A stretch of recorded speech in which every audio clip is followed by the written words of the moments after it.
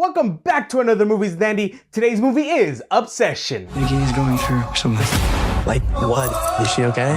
No. So Obsession was written and directed by Curry Barker, and this is his very first feature-length film, with many more to come, which we'll talk more about that later. So this movie follows a hopeless romantic named Bear, and he's madly in love with one of his coworkers slash friends, and he makes a wish on a one-wish willow that she'll love him more than anyone on this world. And boy, does she love him more than anyone in this world. But before we begin, this review is brought to you by Taste Salud. Taste Salud has so many delicious flavors, and they actually just released a new skin and beauty line, which there are 3 delicious flavors, including a no flavored one. And I haven't gotten mine yet, but I'm very excited to try that out. And if you want 10% off your hydration and immunity or the skin and beauty, make sure you use the code Andy10 for 10% off your whole order. Yes, that's Andy10 for 10% off your whole order. So thank you very much, Taste Salud. Now back to the review. So let me start off with things that I liked about this film.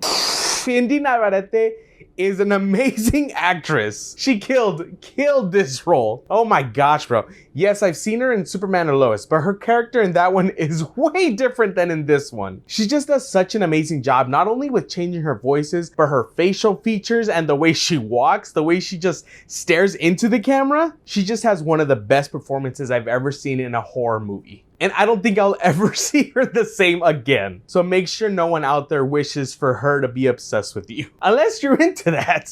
She has an amazing performance, but also the rest of the cast is great as well, including Michael Johnston, which he plays Bear. And he does a very good job at playing like the shy type of character, but it then kind of starts opening up a little bit more as the story goes along the way. And in my opinion, he's a very likable character and then starts changing throughout the movie. But remember, this is a no spoiler review, so I'm not even gonna get into all of that. What I also really liked about this movie was the cinematography. They just do such an amazing job with some of the shots that are focusing on a specific character, but something else is happening in the background. And not only that, but they do keep Indy Navarrete's character Nikki in the shadows a good amount of times, which is really symbolic because it just shows that it's not really her. And it's kind of like a shadow version of her, which I feel like just visually and storytelling wise, it was so amazing. Because not only did you see like just a shadow version of her, but sometimes you just saw her pupils or like the light up of her eyes, which just made her character even that more scary. But that has to go with the cinematography. I'm not even talking about her performance.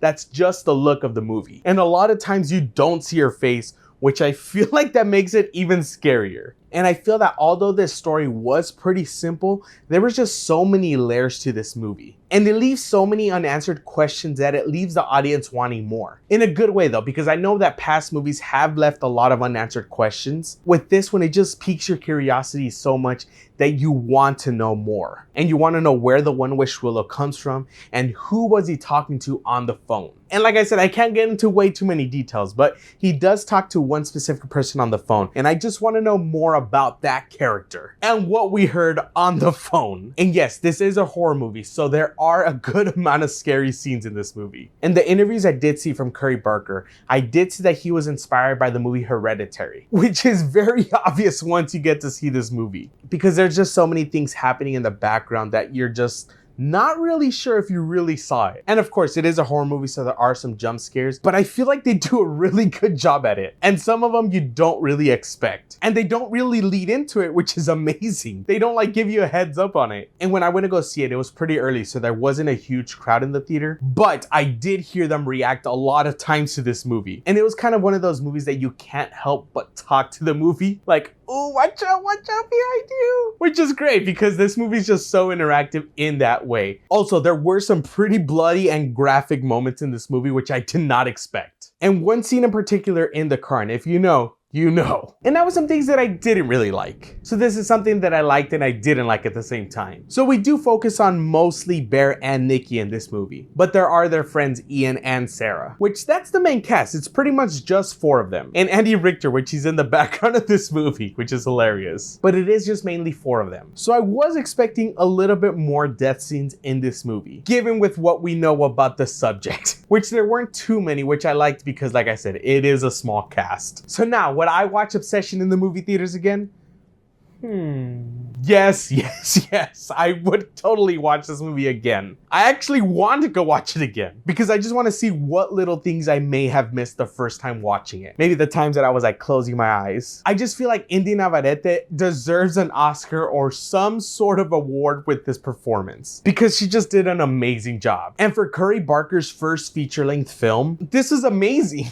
And Curry Barker did come from the social media world, and now directing a feature-length film is amazing. So congratulations and big shout out to him. And he's also going to be directing Anything But Ghosts, which is also starring Bryce Dallas Howard. And not only that, but he's also going to be directing the new Texas Chainsaw Massacre movie, which if it's anything like this with the creepiness and the gore and the scariness, I feel like Curry Barker is going to do an amazing job with this movie. And Curry Barker has a big career ahead of him. And yes, this is one of my favorite movies of the year so far. And can we get Indy Navarrete in more scary movies or just more movies in general? So now let me know, did you watch Obsession this weekend? And if you did, I would love to hear what part made you jump the most. Don't forget to like, share, and subscribe for more movie reviews every week.